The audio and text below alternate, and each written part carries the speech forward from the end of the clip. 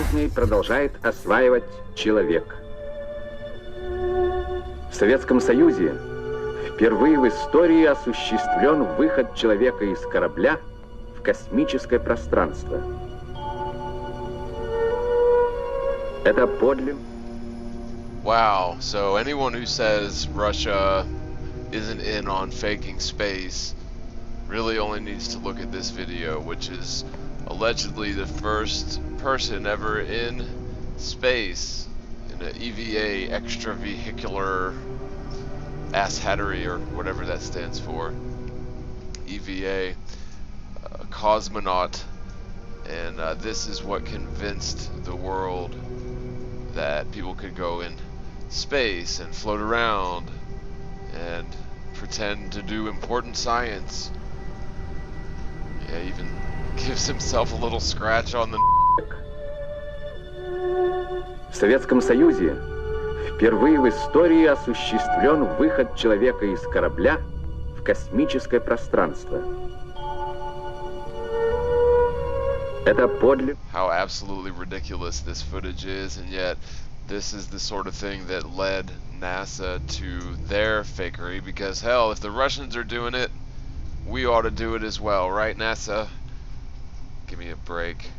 But of course this doesn't just go for Russia, because you can see clear evidence of Chinese fakery, and you can see this video up online of the first Chinese extravehicular asshattery, EVA, complete with air bubbles in space and apparent chroma key glitches. There he is. Well, we see the helmet. We can see the helmet of Zhai Zhigang with the background of the Earth.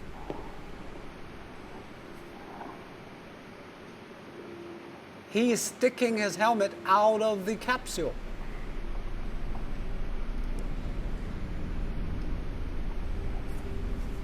And the first task when he is outside is to transfer some experimental materials to the module. Well, we see Zhai Zhigang.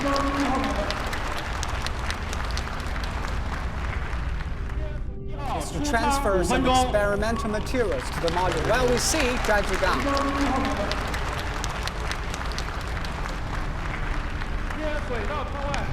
And we can. So the first thing I'm going to zoom in on here is this appears to be a chroma key glitch to me. Let's invert that. You can see right in the corner where the paneling sort of meets the craft itself. It's a wide angle at the top. You can just see throughout the whole video, you see that chroma key glitching going on. And another thing you see throughout this video is air bubbles in space coming out of their helmets and coming out of the craft. So this clearly demonstrates that space is fake, even in China. Some drama at NASA now. There will be several spacewalks who attend to a major problem, and this time they're using snorkels while they do it. Snorkels while they do it. Snorkels while they do it. Snorkels while they do it. Free breathing in the helmet gives you quite a bit of freedom of motion in the vehicle, so it's a lot nicer than hanging on the wall for 3 hours in the suit. That's a little sound slate. A lot of movie production, big movie production going on on this flight. Snorkels while they do it. A lot of movie production, big movie production going on this flight. Snorkels while they do it. Snorkels while they do it. Do it. Do it. Do it. Do it. Snorkels while they do it. Here's some more footage of that same Chinese spacewalk where we just saw the air bubble. And there's just eject bubbles flying all out of this damn thing. In fact, if you go and look at the very first sequence when he opens up the hatch, little pieces of the thing are just flying all over the damn place. Snorkels while they do it. I presume it must be a very different and enlightening experience for anyone to have been in outer space. Mm-hmm. It's totally different, enlightening experience for anyone to have being in outer space. Yet another example of ejecti, or possible bubbles, and foreign objects coming from that same Chinese spacewalk. Got main engines at 108%. AVI's power nominal.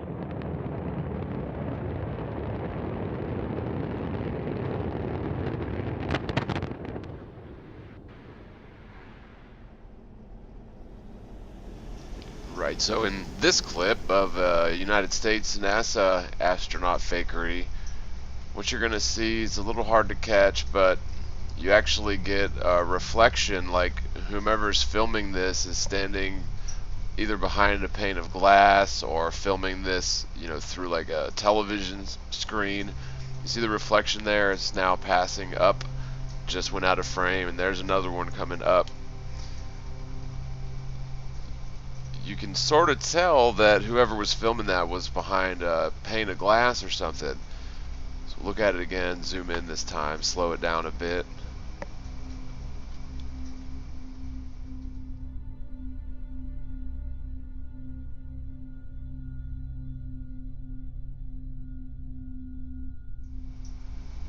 Possibly seeing some reflection over to the right, bottom right of him right there, but definitely right here is when you can start to see it popping in.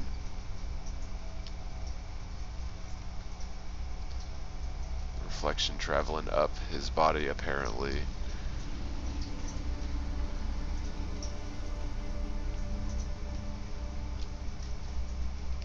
You go back and look at it in the full frame, it's pretty clear that this is some sort of pre-CGI trickery that they were using.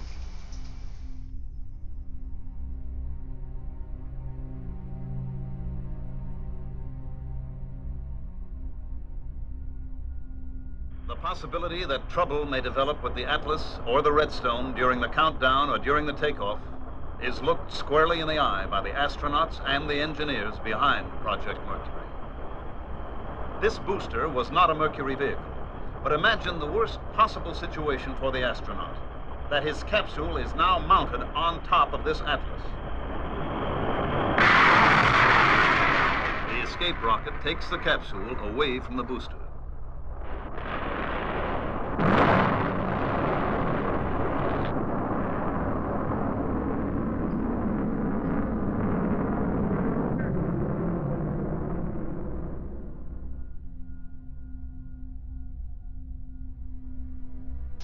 Alright, so here you've got this astrolayer allegedly orbiting around the Earth in space, and he's holding on to this pole to brace himself, and of course the pole is going directly square through the palm of his hand. This is clearly a glitch in their CGI, whatever trickery they're using to fool people into thinking that they're actually up in space and weightless, unable to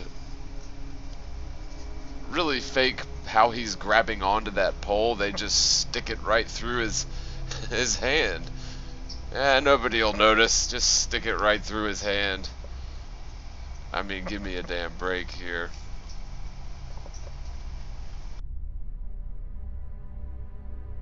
In this video here, you can see liar-nauts clearly grabbing a hold of one another's harness wires in order to stabilize each other.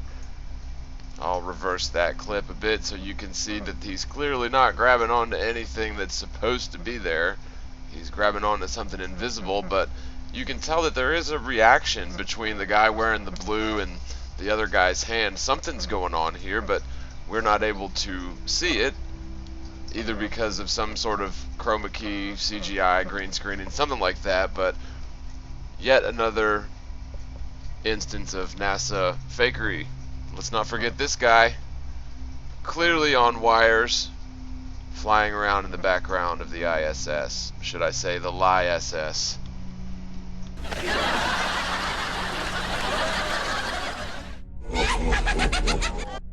I would say this here is pretty good evidence of NASA using some sort of CGI or virtual reality to fake their live stream stuff.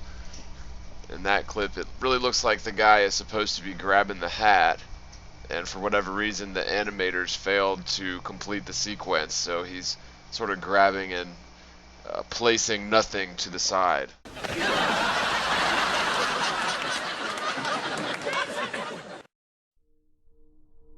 Okay, this clip really doesn't seem like much, but if you look a little deeper into it, it shows that they're using some sort of a technology beyond simple video editing. They're using a green screen. As you can see, she apparently grabs this item, this object that's supposed to be in the shot with her after she grabs it, and she plays around with it later on. But in order to get it to seem to appear like that, they would have either had to take one shot of her without the little monster thing in the shot and have her moving around and talking, and then cut the tape, cut the camera, place the thing there in the shot, and then have her try to stand as still as possible between changing the scenery, and have her grab that object as fluidly as possible. Now, unless you got it perfect, cut it to exactly where she was standing before you placed the object into the scene, you would get like a chopping effect. It would you'd be missing some frames of the animation. But you don't get any of that there, and in fact, when she's going to grab the object, the motion is very fluid, and you can tell that they didn't stop the camera, place the object in the set, then start rolling the camera to get that effect. They're using something else, and the fact that she's able to move fluidly while the thing's appearing is a testament to that fact.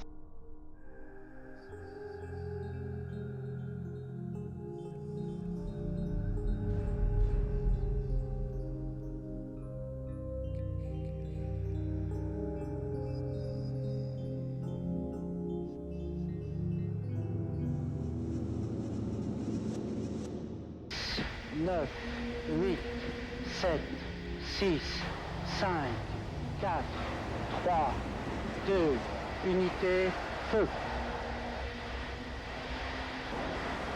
Allumage.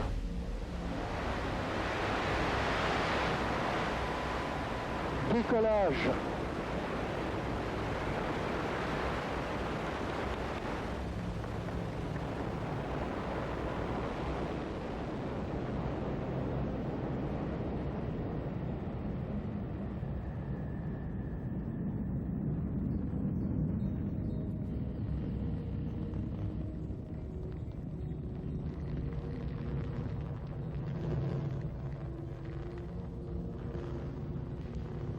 Tous les paramètres propulsifs sont normaux et la trajectoire est normale.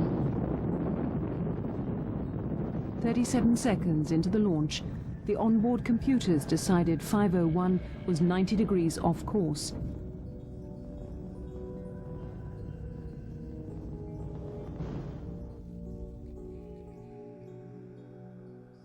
Our patch, the hardest thing in the whole mission was to figure out what the patch was going to be like. And the night before launch, going out, launch morning, after breakfast, everybody anxious to get strapped into the vehicle. We did have to get used to getting up very early to support the early schedule. There you see our trash bag, or one of them. Just like at home, I have to have a wastebasket. By the end of the mission, there were literally trash bags floating around the cockpit. The alien creeping into the picture at the upper part of the screen is one pre-breathing Army Lieutenant Colonel. And we ran the cabin pressure from 14.7 down to 10.2 psi about a day before the EVA, so that Bob and I could then depressurize from 10.2 down to 4.3 in the suit without risk of the bends. It greatly improved the flow of EVA operations, and I was even able to work on the checklist some while pre-breathing with the launch and entry helmet. Anyone who believes that NASA or Russian cosmonauts or Chinese or Japanese or any kind of race, color, or creed astronauts are actually up in space orbiting around, then why would they have to use trick photography and really quite cheesy video editing in order to trick people into believing that they're up there. Absolute nonsense.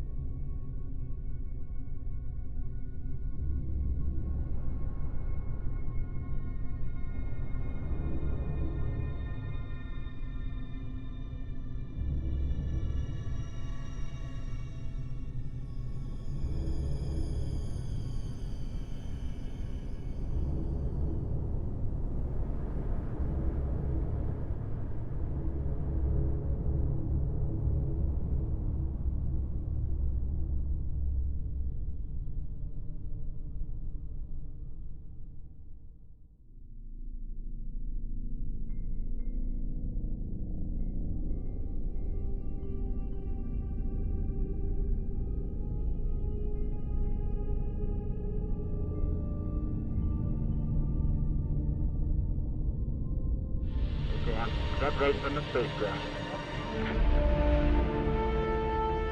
Ed White is flying at 17,000 miles per hour, 200 miles above the Earth.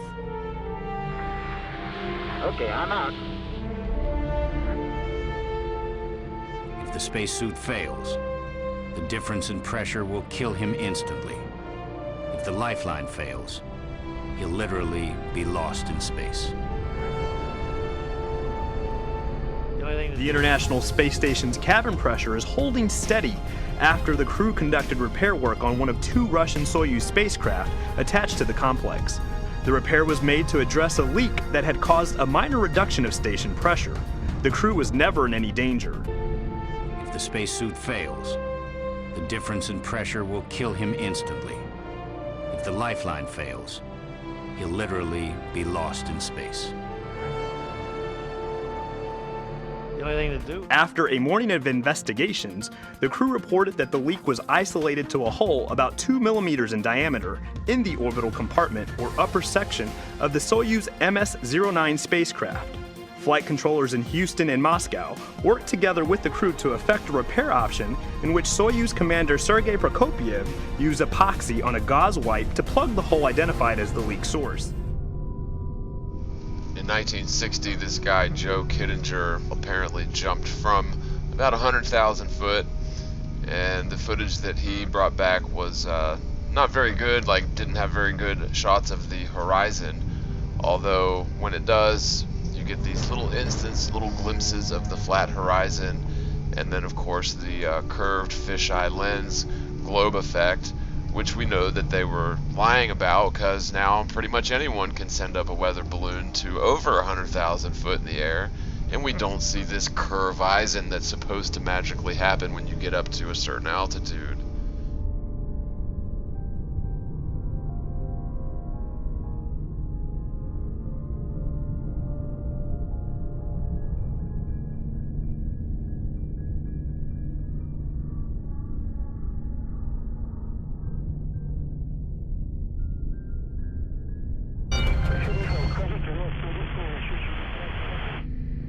Launch, copy, deployed. Moving along the trajectory, 10 degrees lower. Copy.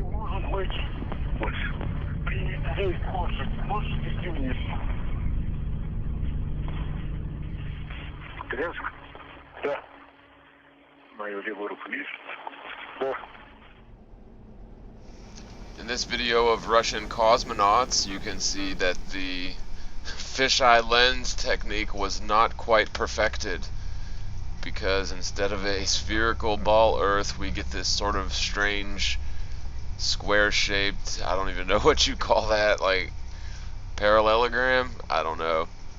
But yeah, it's anyone out there who wants to go claiming that, you know, NASA couldn't be faking space because then Russia would have to know about it or something, or Russia would have to fake space. Well, here you go. Russia's just as bad as NASA. Space is just as fake in Russia or China as it is everywhere else. Okay, I'm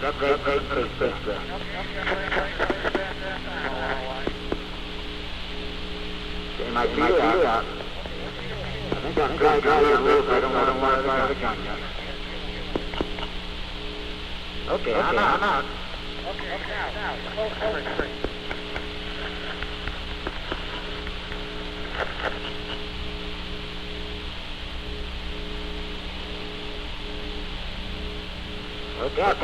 roll, take it right out.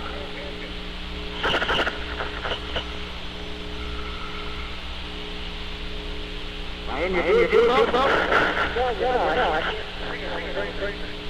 Don't I'm going to see you.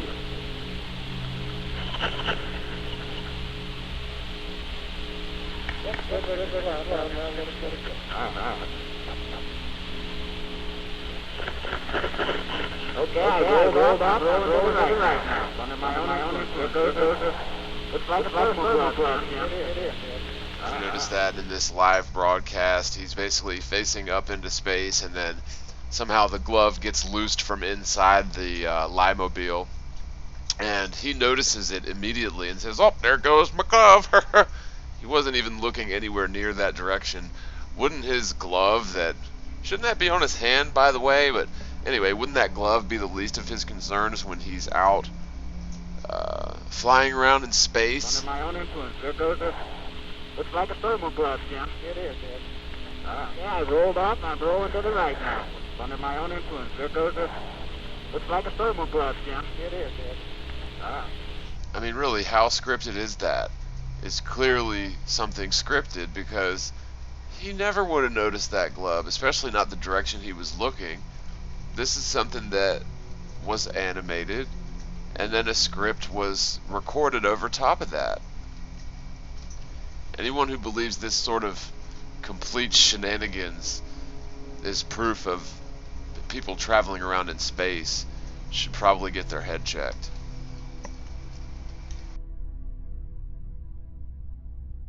One of the biggest things that all astronauts can't seem to agree on is whether or not you can see the stars from space.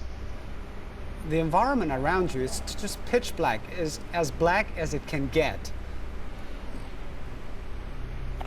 On the day side of Earth is so bright that your eyes iris down and you can't see the stars. Mm-hmm. But on the night side of Earth, it's just black. No, you feel like you're floating among the stars. They're all around you. They're not twinkling at all. We were never able to see stars from the lunar surface or on the daylight side of the moon by eye without looking through the optics. I don't recall during the period of time that we were photographing the solar corona what stars we could see. I don't remember seeing any. The heavens are 10 times as bright, stars 10 times as numerous, because there's no atmosphere to block the light.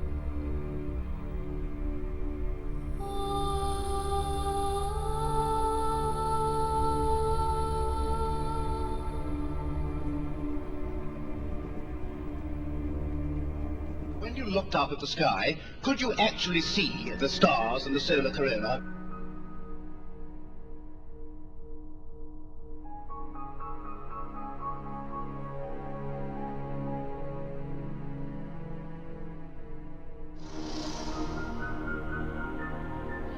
I don't remember seeing any.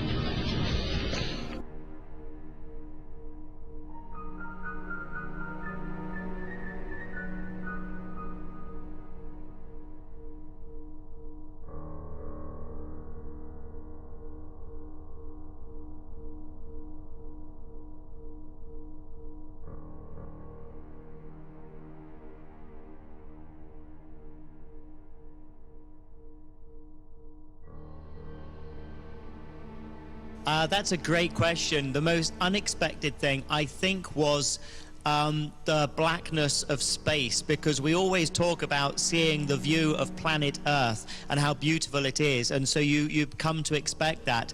But what people don't mention that much is just when you look the opposite direction, and you see how dark space is. I mean, it's the blackest black, and you realize just how small the Earth is in that blackness, and that was a real surprise to me. When I look out at the stars and I see, so many stars and planets, and know that, we have a place in the universe, and it's in part of our job is to explore that place. Whilst in space, Have you ever looked away from Earth into the black void?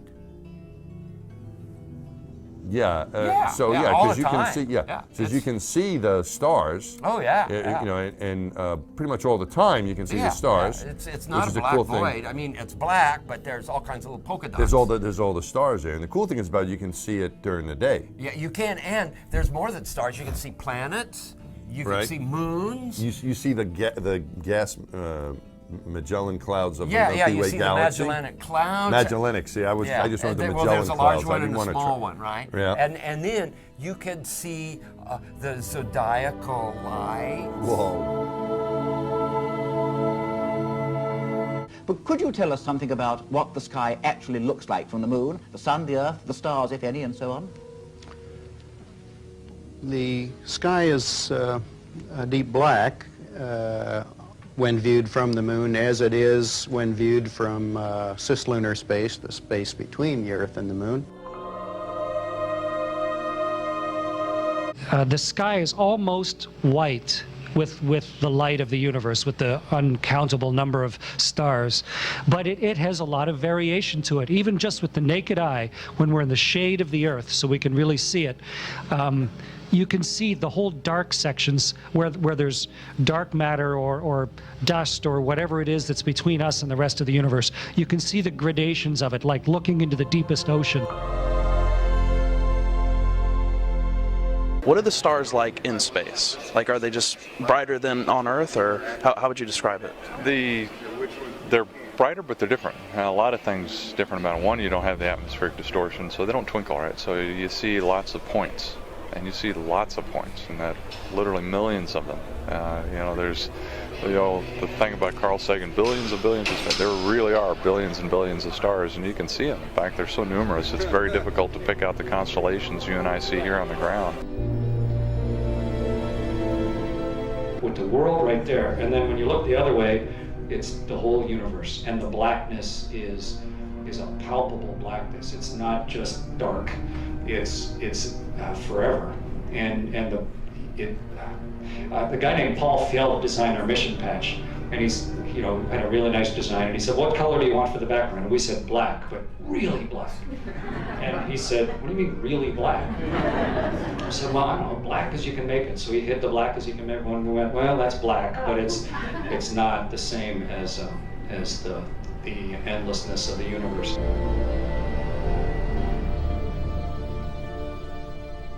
You don't see stars in the daytime on Earth, not because they're not there, but because the atmosphere is aglow with scattered light from the sun. If you take away the atmosphere, the sun will still be there, but the sky goes dark. That's what the folks get when they go to the edge of the atmosphere, and they're calling that the edge of space. But when you get to the edge of the atmosphere is no longer between you and the rest of the universe, and the stars reveal themselves just as they would at night. Since the moon has no atmosphere, then a daytime picture, if you're there in the daytime of the moon, you see a full night sky of stars, even with the sun in the sky as well.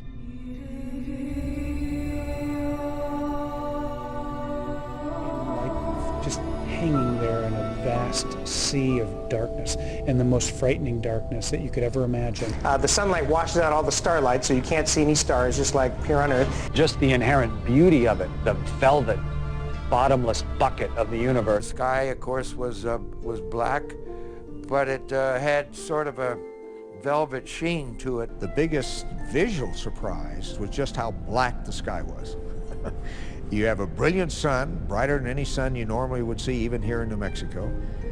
You have these extraordinarily high mountains. We were in a valley deeper than the Grand Canyon. But then you have this black sky, a sky blacker than black, as the old Vidicon expression used to be. I'm trying to explain the difference between darkness, when you turn out the lights and it's dark in here, or blackness. Blackness is the endlessness of it all. It's hard to comprehend.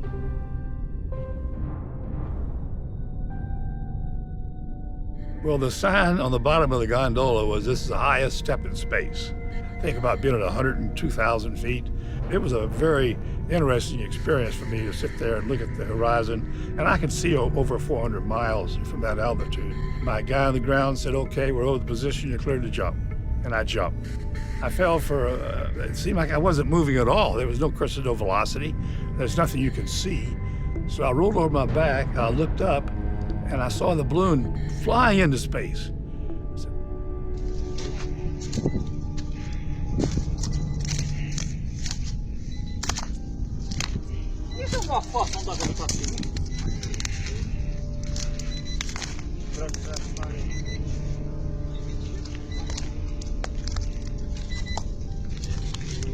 Grande sapo, viu?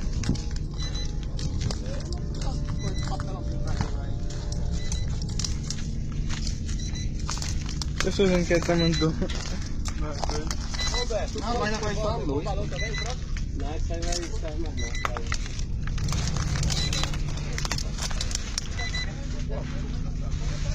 Lona tem muita ainda, cara. Lona e lona pra quem quiser. Quero só da cor. Aqui você pode botar no caminhão, ó. Aí não sai. Alguém tem uma faca aí na cinta? Vamos ver se vai tirar direito aqui. Até falar esse bicho pra lá. Vamos puxar ele pra lá? Quero só a corda. Vamos puxar ele pra lá? Não, tirar ele pra aqui. What was your role with I was in quality control. I tested everything before the astronauts would come in the spacecraft, and that's what I'm doing in that one picture there. I'm firing these rockets right here on the service module. This is the Apollo without the first and second stage rocket. How did you acquire this particular model? Oh, it was given to me years ago. I just earned it, and then so I just started getting all the astronauts to sign it. You've captured 15 astronaut signatures on the capsule portion of this. Right. And so you were friends with them all? And I was good friends with them. I met them in the early 60s. We had to go through classes together, so I got to know them on a personal basis. And they're crazy guys, so we had a lot of fun. Okay, and then this was a North American Aviation Apollo spacecraft model. It's the executive model. Yes. Is what it's referred to as. And then we built it to their specifications. Okay, now let's talk about this burnt up sticker. What happens is when the spacecraft would come back to Downey, we would strip them all down, take all this stuff off them and make them pretty. And so this arrow, which is right here, they were scraping all this stuff off. They were throwing it away in a big pile, so I just gave it to me. This label was, another guy gave that to me, and he gave it to me because I was the final person to stamp saying, hey, we got a good product. This is the serial number 107. So we called it 107, and then when it went to the Cape, it became Apollo 11 in this case. So that's the serial number sticker. Yes. Of the Apollo 11 command module. Yes. You realize that space nerds everywhere are going crazy right now. Start videos too much. Does everybody know you can't show this again? You stop showing these things right now. Well, I hope so. Have you ever had it appraised, or you have any clue as to what these things might be worth? None at all. Space stuff is hot. So the first thing I want to talk about is the jacket. So that was your jacket. You paid $40 for it. Yes. You just don't see these. If I estimated at auction today, I would guess it would sell for between $3,000 and $5,000. Okay. This model is the executive model. They have come up at auction before. They have not come up with the signatures that you have. We see there's Walt Cunningham. There's Buzz Aldrin. Right up here, ever so faint, is Neil Armstrong. Yes. We see Alan Shepard. Alan's one of the most well-known astronauts, but his signature's not worth that much because he signed so much stuff. It's fantastic. So if we estimated this at auction today, I think conservatively it would carry an estimate between $20,000 and $30,000. Okay. I don't know if I really want to know that. It just sits in my man cave. That's a nice thing to have in the man cave. Yes, yes. We have the rescue sticker, and then this was the serial number label off the inside of the capsule door. If we offered the two stickers together, you would see those with an estimate of between $30,000 and $50,000. Okay. I'm donating this to my niece, so she'll be happy to hear that. The total here would be between $53,000 and $85,000. That's amazing.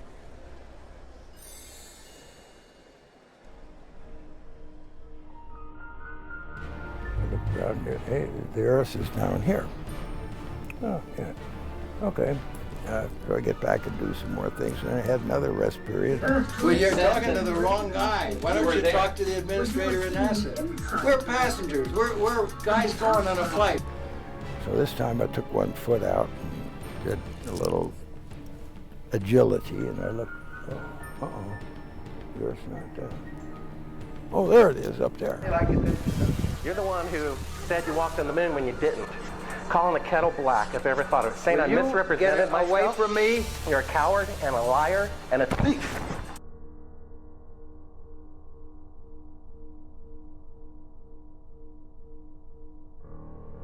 It's humans out there. It's humans out here.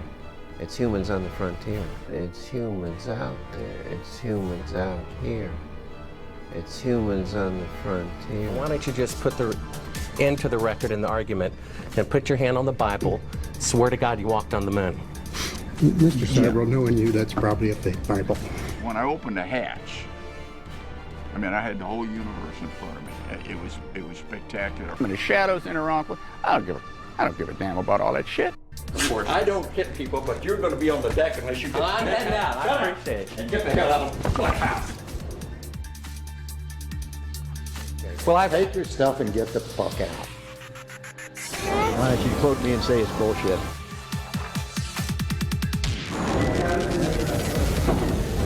You want me to knock you in the head? Well, I want you to swear to God on the Bible that you walked on the moon. Okay. If you walked on the moon, we're given the opportunity to swear to God that you walked on the moon. I'm going to give you the opportunity to get the hell knocked out of you if you don't leave me alone. Watching them lie through their teeth, carrying on a hoax that is so outrageous that they're beyond human. They couldn't cover it up. They were just too human.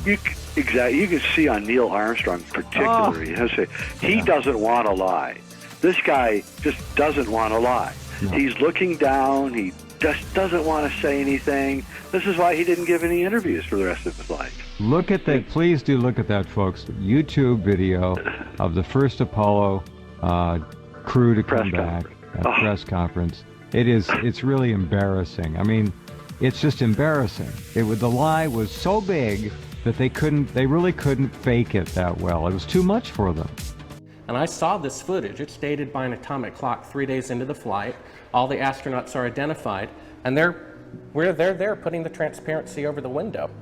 They're clearly pretending to be halfway to the moon when they're not halfway to the moon. That is bullshit. I don't care what you say.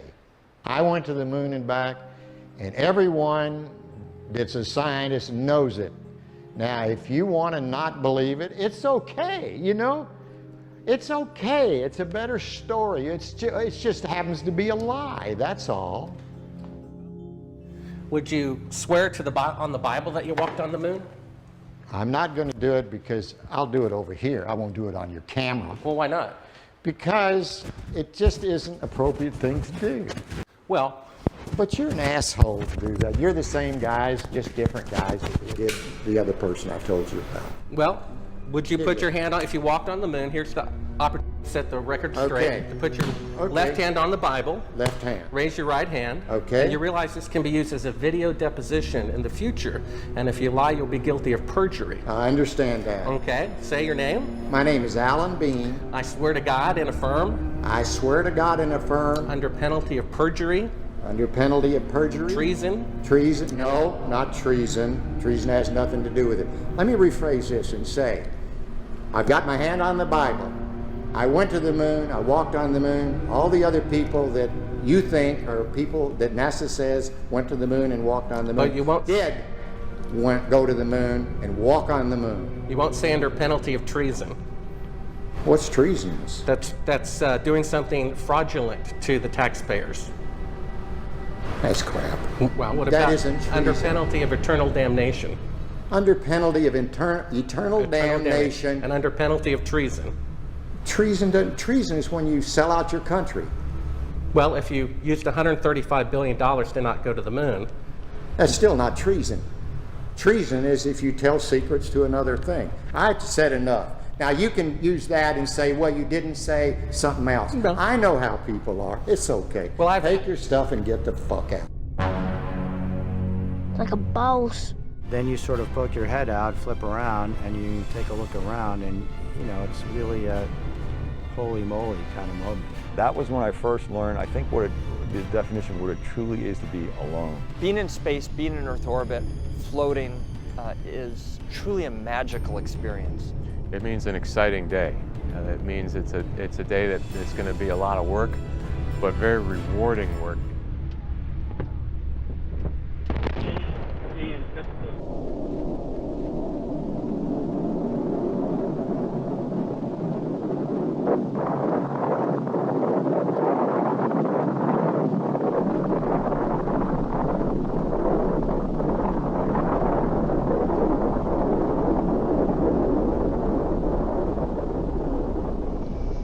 Alright everyone, that wraps up the video for today. Hope you enjoyed it. If you'd like to help me keep making videos, I sure could use your help. You can support this channel through Patreon or through PayPal. Links on the screen and in the description. Thanks so much everybody. God bless you all, and as always, spread the word, spread the world, and peace out everybody. Make the earth shake.